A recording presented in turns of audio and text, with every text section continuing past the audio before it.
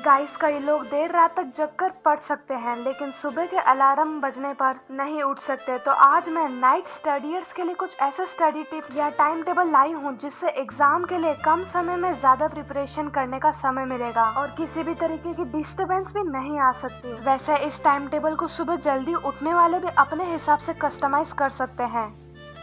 सबसे पहले देर रात तक पढ़ने के लिए सुबह की मिनिमम 6 घंटे की नींद तो होनी ही चाहिए, यानी कि सुबह के 10 से 11 बजे आराम से उठो क्योंकि तब तक घर वालों के सारे काम हो जाते हैं। और वैसे भी 10 से 11 बजे की दिन के लाइट के समय अपने आप नींद खुल ही जाती है और साइकोलॉजिकली भी फील होता है कि आज तो बहुत देर तक सो लिए, 10 बज गई, तो फिर फटाफट बिस्तर में पड़े रहने की जगह फटाफट उठ जाओ और कल जो किया था उसे हल्का खाना खाते खाते सबसे पहले रिवाइज कर लो, जिससे मेंटली हमें पूरे दिन पढ़ने की आदत बनी रहेगी। फिर वॉशरूम जाओ और वापस अगेन पढ़ने के लिए बैठ जाओ, जिसमें सबसे पहले इजी टू मीडियम वाला सब्जेक्ट उठा के पढ़ने लग जाओ, क्योंकि शुरुआत में इजी सब्जेक्ट लेने से सब कुछ आते हुए वो सब्जेक्ट बोरिंग लगने लग जाएगा और अगर हार्ड सब्जेक्ट लिया तो कुछ ना आने की वजह से पूरे दिन का मोरल डाउन हो सकता है।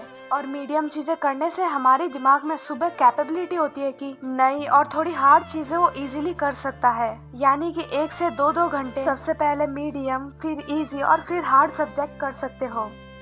फिर लंच टाइम में 1:30-2 बजे खाना खाकर फिर से आधे 1 घंटे पढ़ने बैठ जाने का। लेकिन फिर शुरू होती है असली प्रॉब्लम। खाना खाने के बाद में नींद आने लगती है और उस टाइम आप नहा सकते हो और चाहो तो गाना भी सुन सकते हो साथ में ही। फिर 15-20 मिनट के बाद फिर से पढ़ने बैठ जाने का। अब 5-6 बजे फिर से नींद आने लगे तो टी, जूस या नाश्ता कर सकते हो, या फिर किसी दोस्त से बात करने का मन करे तो ज्यादा से ज्यादा 15 मिनट ही बात करो और उसमें भी उसे कह के रखो कि जो कुछ या सब्जेक्ट उसने पढ़ा है उसे शॉर्टली में आपको एक्सप्लेन कर दे और आपने जो पढ़ा है वो आप उसे बता दो। लेकिन हाँ, कंपैरिजन करने वाला दोस्त है कि तेरा तो इतना हो गया, मेरा तो इतना ही हुआ है, तो ऐसे दोस्त से बात करने से अच्छा 1 आधे घंटे नींद ही ले लेनी चाहिए।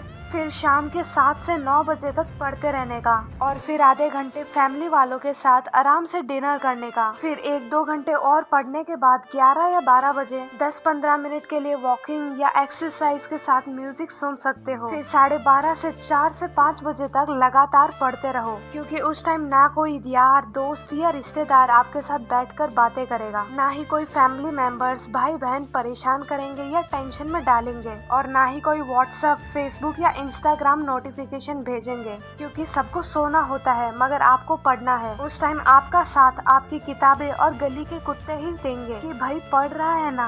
वेल, आप पूरे रात और दिन में जो कुछ पढ़ रहे हो उसे आखिरी के 15 मिनट या आधे घंटे में एक्टिवली दिमाग में या फिर बुक की मदद से रिवाइज करने की कोशिश करो और फिर 5-5:30 बजे अंधेरे होने से पहले ही सो जाओ। फिर 10 से 11 बजे आराम से उठो। इस पूरे स्टडी प्लान में आपको नींद का ध्यान रखना होगा, ना ही ज्यादा और ना ही कम सोना है।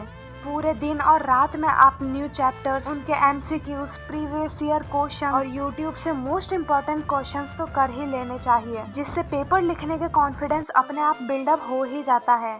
अब अगर कोई फैमिली, यार, कोई सीक्रेट या इमोशनल बातें बताना चाहते हैं तो उन्हें कहो एग्जाम के बाद तुम्हें पूरा 1 दिन दूंगा ये सब बातें बताने के लिए। ऐसा इसलिए कि वो तो अपनी टेंशन वाली बातों से मुक्त हो जाएंगे मगर आपको टेंशन में चीजों को सोचने के लिए मजबूर कर देंगे और आपका एक दिन या कुछ समय खराब हो जाएगा। लास्ट में आपको हमेशा ऐसा अचीवेबल टास्क सेट करना और खुद से खुद ही को भगवान या किसी यार का कसम दे देना कि आज इस टारगेट को अचीव करके ही रहूंगा। अब गाइस, कमेंट में अपने ओपिनियंस शेयर करो और जरूर बताना कि नेक्स्ट वीडियो आपको किस टॉपिक पर चाहिए।